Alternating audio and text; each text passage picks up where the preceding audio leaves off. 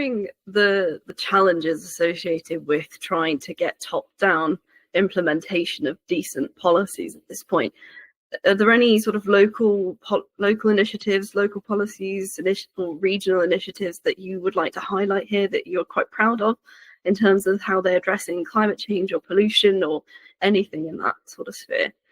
Definitely, yes. From top down, I think most of the programs that we have are all under the determined targets with the SDGs, but there are 8 of them, which are the 8 national missions related to deforestation, solar power, renewable energies, and energy production. But when you look at it from a bottom-up approach, even states by themselves have their own climate cells. So 2 of the states in India, in Gujarat and Karnataka, there are like climate cells, and they have spaces for young people who are recruited into these programs for giving ideas. So I think that's a fantastic approach to look about it. In another southern state where I work, there is something called as the Green Fellows Program. So every district gets one representative who is under the age of 30, who gets to work closely with government officials. And they have also studied different subjects, be it arts, science, literature. And then they become these these middlemen between the government and the younger generation to explain what the government is doing, what are the ideas of the younger people that need to reach the government easily. So they are the lighthouses in the middle of all of the storm.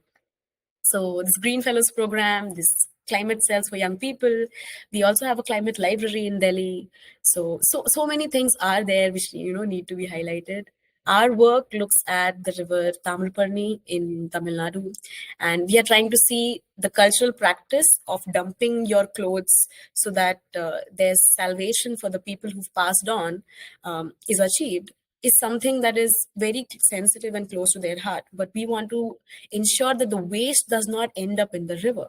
So we're trying to balance that cultural and scientific, discourse and seeing how can we clean up this river.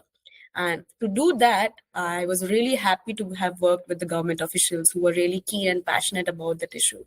So we do have some of those things going on. Well, hopefully people can take the opportunity to go and sort of research themselves and find out a little bit more about them as well. And that role of youth that we've kind of discussed here and there, and it comes up again and again. Do you think that the youth within India and within South Asia as a region have a big role to play in terms of addressing climate change and building resilience and in carrying that torch forward? Yes, I feel we do, because I think most of the activists, conservationists, biologists who stem from South India, who stem from South Asia, are not from a privileged background. They've all experienced firsthand the devastating effects of climate change. So they are the true spokesperson for it. And most of them are and have time and again proven themselves as the real, representatives to be heard. So I think they are the torchbearers. There's a lot of work that's happening. There's Global Water Partnership, which has South Asia chapter, where there's so many students from Pakistan, Bangladesh, Sri Lanka, China, who are all coming together and understanding like what do we do about the water crisis. There are similar cohorts in the European Council, which support a lot of Indians for studying economics and economic policies for climate change.